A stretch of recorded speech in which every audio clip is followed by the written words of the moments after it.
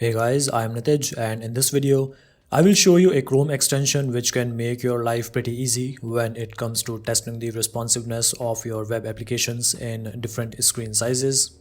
This extension is called as Responsive Viewer, and by using it, we can run any web page simultaneously in many different screen sizes, some of which are already available and we can add more if we want to. You can install this extension in your Chrome browser by going to its URL given in the video description, or you can also do a simple Google search and can find it.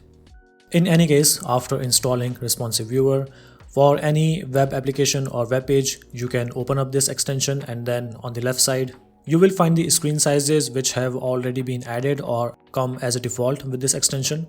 Clicking on any of them will open up the web page in that screen size, and we can open up many different screens side by side so that we can view them all together. There are options to synchronize mouse clicks and scrolls, which I think are good features because we can quickly find out how the application will behave in other screens simultaneously while we are clicking or scrolling in one screen. You can also add more screen sizes if you feel that the ones which are already available are not enough to test the responsiveness of your web page. To do that, you can click on the plus icon on the top right and then a dialog will open up. We can input the name of this new screen along with its screen size, and we can also provide the user agent string because very often specific actions are taken based on the user agent of the browser which is sent to the server.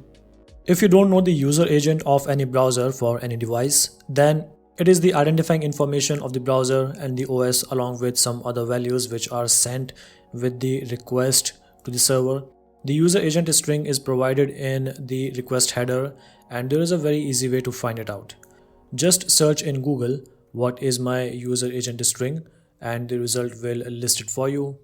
Copy this string and then paste it into the user agent input of the new screen dialog by clicking on this plus icon or plus button. You can paste it over here and then you can provide it in name. When the new screen is added, it will list in the left pane and you can enable it like you would do for any other screen by clicking on this eye icon. So I added a screen with the dimensions of 100 by 100 of width and height, which is very small, but I just wanted to test how this page will run in this screen size. One thing that I still don't know is how to remove the screen that you have added.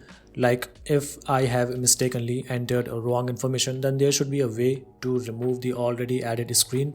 If you guys can find it out, then you can let us know in the comments area. And that would be everything this video has to offer.